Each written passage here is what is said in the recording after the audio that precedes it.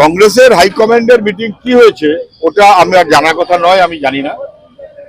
সংবাদ মাধ্যমে যা দেখেছি তাতে এখানকার রাজ্যের কংগ্রেস তারা বোধহয় এটা স্পষ্ট করেছে যে মমতার সঙ্গে যাওয়া মানে রাজ্যের মানুষের আরো বেশি ক্ষতি, সেটা বোধহয় তারা পছন্দ করেনি। বাকি ওরা কংগ্রেস আলাদা দল, তারা ঠিক করবে, আমাদের মতের ব্যাপার তো এটা নয়। কিন্তু এটা সবাই বোঝেন পশ্চিমবাংলাতে বিজেপি এবং তৃণমূল তার বাইরে সবাইকে একজোট করতে পারাটাই মানুষের জন্য জরুরি। সিপিএম কি করবে সেক্ষেত্রে? এককভাবে লড়াই করবে না জোটে যাবে? সিপিআইএম এর কথা প্রথম দিন থেকে স্পষ্ট, গোটা ভারতবর্ষে বিজেপির বিরুদ্ধে সবাইকে ঐক্যবদ্ধ করতে হবে। পশ্চিমবাংলায় বিজেপি এবং তৃণমূলের বিরুদ্ধে সবাইকে ঐক্যবদ্ধ করতে হবে। আর পশ্চিমবাংলার বাইরে তৃণমূল নেই, ফলে গোটা ভারতবর্ষে তৃণমূলের কিছু করার নেই। পশ্চিমবাংলায় তৃণমূল তারা বিজেপি এই দুয়ের বিরুদ্ধে সবাইকে ঐক্যবদ্ধ হতে হবে। কংগ্রেস জোটে যাওয়ার জন্য শর্ত দিয়েছে 6 থেকে 8টা আসন না ছাড়লে তা জোটে যাবে না, সেক্ষেত্রে আপনারা কি করবেন? কংগ্রেস তো যারা করেন তারা বলতে পারবেন, তারা কি শর্ত দিয়েছেন আমি জানি না। আমি শুনেছি যা সংবাদ মাধ্যমে, সেটা হচ্ছে যে কংগ্রেসের নেতারা তারা মনে করেন যে তাদের 6টা-8টা আসনে তারা নিজেরাই লড়তে পারেন, ফলে তারা তৃণমূলের উপরে নির্ভর করতে চান, এটা তারা বলেননি। নির্ভর করতে চান না এটাই বলেছেন।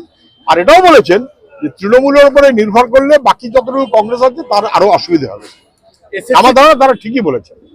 এসএসসি চাকরি প্রার্থীদের ধর্ণা প্রসঙ্গে রাজ্য সওয়াল, এভাবে ধর্ণা দিয়ে কিছু হয় না।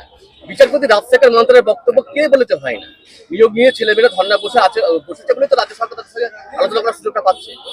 দেখুন, যেভাবে আমাদের রাজ্যের নিয়োগ প্রার্থীরা, চাকরি প্রার্থীরা নানান ভাবে তারা হেনস্থা হচ্ছেন, পরীক্ষা দিয়েছেন, পাশ করেছেন, ফেল করানো হয়েছে, ওএমআর শিট এদিক করা হয়েছে, টাকা লুট হয়েছে, যোগ্যকে বঞ্চিত করা হয়েছে, তারা আন্দোলনের পথে আছেন।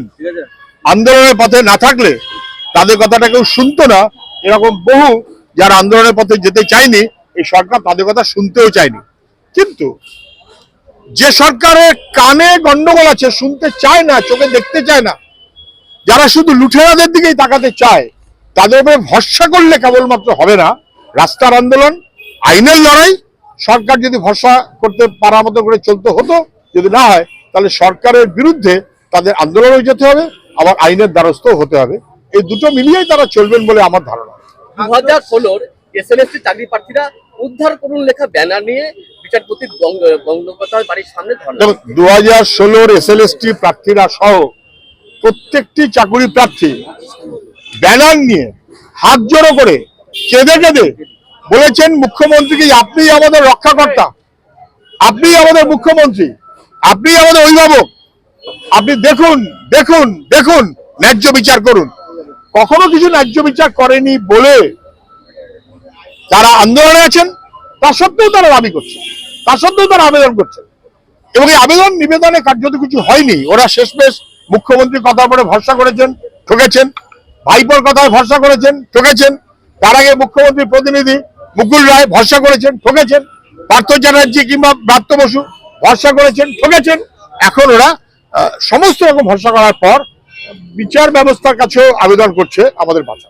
খাদ্য দুর্নীতি কাণ্ডে চাঞ্চল্যকর তথ্য ইডির হাতে, সেখানে জ্যোতিপ্রিয় মল্লিকের স্ত্রী ও মেয়ের নামে প্রচুর টাকা এবং সম্পত্তি হদিশ, এবং একাধিক মালিকের কাছ থেকে এই আস্ত টাকা, এমনটাই দাবি জানিয়েছে ইডি। কি বলবেন? জ্যোতিপ্রিয় মল্লিক মানে তৃণমূলের নেতা, যত বড় নেতা তত বড় চোর, মুখ্যমন্ত্রী বেশি ঘনিষ্ঠ বড় চোর, এবং সেই টাকার 75 ভাগ কালীঘাট। সেই কারণে উনি এতদিন ধরে বহাল তবিয়তে ছিলেন, ধরা পড়ে গেছেন কোনো না কোনো ভাবে। এরকম তৃণমূলে খুঁজলে আপনি আরো অনেক পাবেন।